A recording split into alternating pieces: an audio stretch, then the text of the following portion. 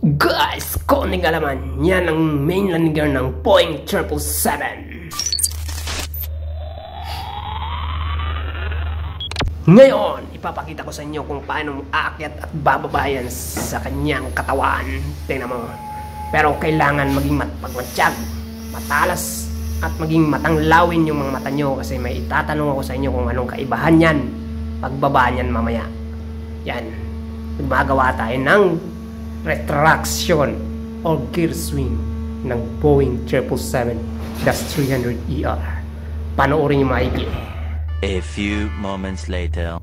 Ngayon, bababa na siya.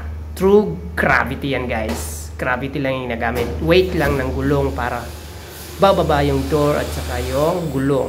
Ngayon, panoorin nyo maigi kung anong kaibahan yan kanina bago yan umakyat. Yan, tingnan nyo. May nagbago ba? Wala. Siyempre meron. Yan. Yung tinuturo ng araw na yan. Yan ang kaibahan. Di ba hindi siya fully tweed? Tingnan nyo ulit sa umpisa para makikita nyo yung kaibahan. Bakit?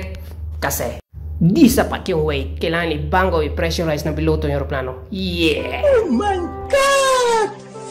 Wow!